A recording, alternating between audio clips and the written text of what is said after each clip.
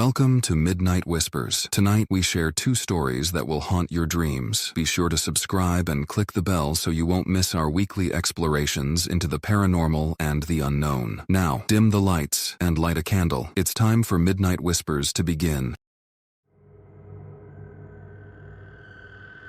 I was 17 when my uncle and I moved into a decrepit old house in Autumn Hill, Massachusetts. My bedroom was a cramped attic space, barely large enough for the mattress I pushed against the wall. From the very start, the house exuded a sinister presence. Not long after we settled in, bizarre occurrences began to unsettle me. One chilly afternoon, I returned from school to discover every kitchen drawer and cabinet flung open, as if an unseen force had been searching for something, or signaling its presence. The first, truly unnerving event happened late one evening. As I was reading in bed, a persistent scratching noise echoed from the closet. With trepidation, I approached and opened the door. The hangers inside clattered violently, swaying as though someone or something had just brushed past them in haste. I tried to dismiss it as a fluke, but the seed of fear was planted. As days passed, the house seemed to grow more malevolent. One moonlit night, an elongated and distorted figure appeared on my wall, its limbs thin and twisted, its head cocked as if examining me. The sight was chilling, and I lay frozen, watching as the shape slowly dissolved with the shifting moonlight. But the nightmares were worse. They began subtly, with feelings of being watched, but soon escalated. One particularly vivid dream pinned me against the ceiling. My body stretched and contorted. Below, my uncle sat, oblivious to my silent screams for help. I would wake from these horrors drenched in sweat. The boundary between dream and reality blurred. The pinnacle of terror struck one unsettling night at 3:30 a.m. I awoke paralyzed, my body arched in an unnatural position, an oppressive force crushing my chest while invisible fingers tightened around my throat. The room sweltered with an unbearable heat, and as I struggled for breath, my vision darkened, and I succumbed to unconsciousness. When morning light filtered through the grimy window, I discovered deep, searing welts across my back and bloodstains on my sheets, a horrifying testament to the night's ordeal. Frantic, I pushed my bed against the closet, desperate to seal away the nightmares. In the following nights, thuds and whispers emanated from the closet, each sound a sinister reminder of the darkness that lurked just beyond my makeshift barrier. Even after we moved away, the dread of that house haunted me. Whenever I visit my hometown and walk past the old house, a visceral fear grips me, echoes of those whispered threats chilling my spine. I've shared this story only once. The raw fear in the listener's eyes confirmed the terror was not mine alone to bear.